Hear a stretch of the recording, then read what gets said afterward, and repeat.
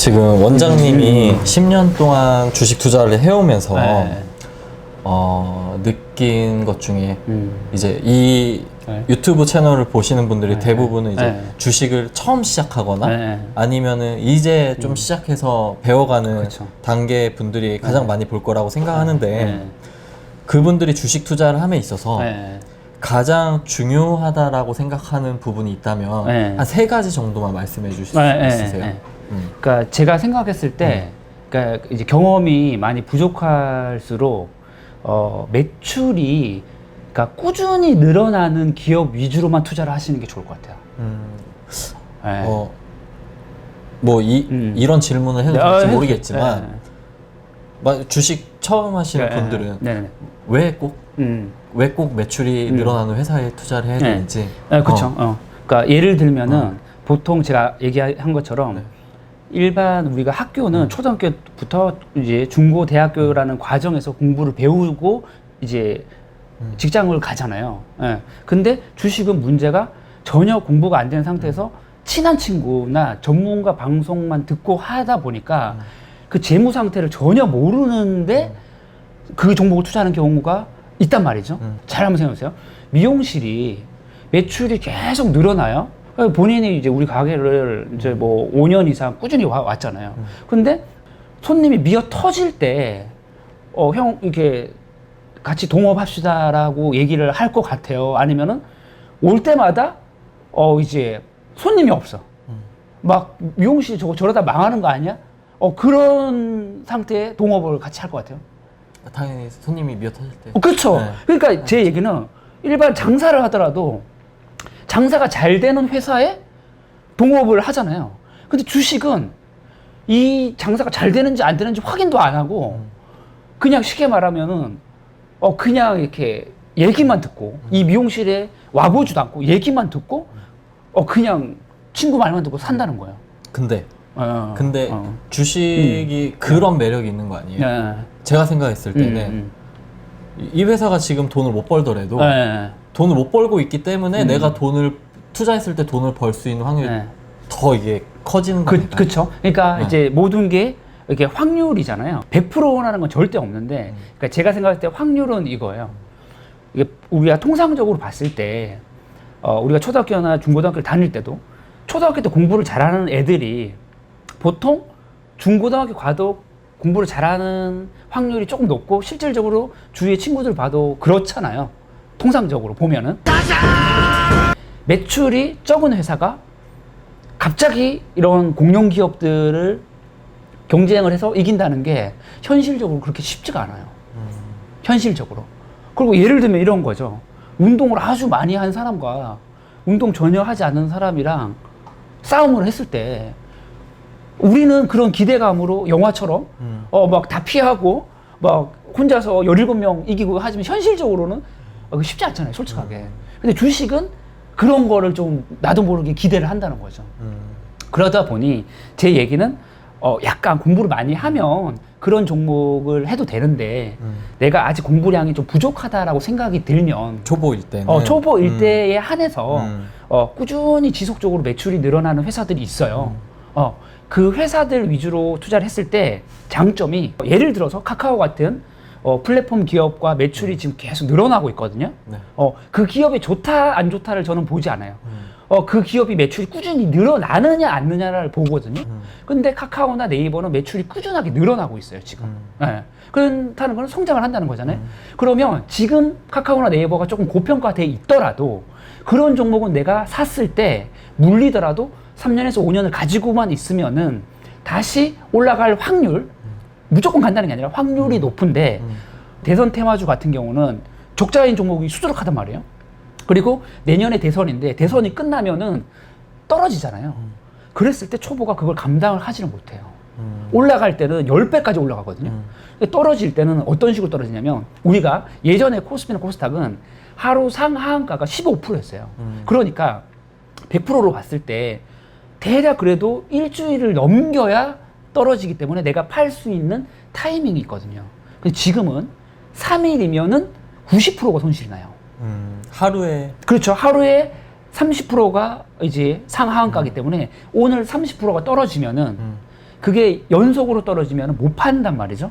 그러면 이틀만 하한가로 떨어지면 60% 원금이 날아가는 거죠. 반토막 이상이 돼버리는. 그렇죠. 그런데 그런 대선주나 테마주들은 올라갈 때도 잘 가지만 떨어질 때도 내가 팔 수 있는 기회를 주지 않고 하루 이틀 사이에 급락을 해버리는 게 있죠. 그래서 그거를 개인이 딱 잡아낸다는 게 사실 전문가도 이게 잡지는 못하는데 쉽지 그러니까 않은 거죠. 사실 우리가 네. 돈을 버는 것도 중요하지만 네. 잃지 않는 것도 중요하기 그렇죠. 때문에. 그렇죠. 그러니까 이제 뭐냐면 보통 보세요. 보통 일반인들이 음. 주식을 떠나서 장사도 마찬가지고 이런 거죠. 공격은 있는데 수비가 없어요. 그러니까 공격을 했을 때 얘가 이렇게 나왔을 때 내가 어떻게 방어를 할 거냐에 대해서는 전혀 생각이 없고 나는 일단 이긴다라고만 생각하고 다 달려든단 말이죠. 그리고 이제 예를 들어서 장사를 하다가 잘못됐을 때는 아주 극단적인 사례가 일어나는 이유들이 뭐냐면은 안 됐을 때에 대한 계획이 전혀 없기 때문이에요. 네. 가드가 있으면 네. 다운은 안 당하는데 그쵸. 가드를 내린 상태에서 그렇죠. 공격을 들어갔을 때 그렇죠. KO가 그러면 될 수도 잘못하면 있으니까. 한 방에 KO가 될 수가 있잖아요.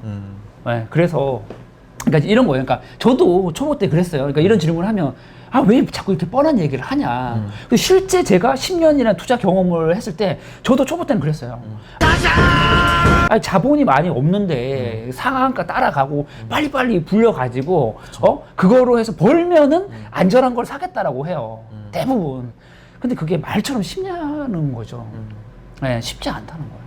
네, 그래서 저는 가능하면 초보일수록 대형주, 초보일수록 그런 선진국, 패권국의 지수를 추종하는 ETF를 사라고 얘기를 하고 싶고, 제가 이 얘기를 했을 때, 아유, 고작 저거 하자고 유튜브 해라고 할 수 있지만, 이제 예를 들어서 미국 그 주가 지수 100년을 봤을 때 연평균 수익률이 10에서 15%인데 지수에 투자를 했을 때는 내가 가진 어느 정도 큰 금액을 복리 투자 효과가 있을 수가 있거든요.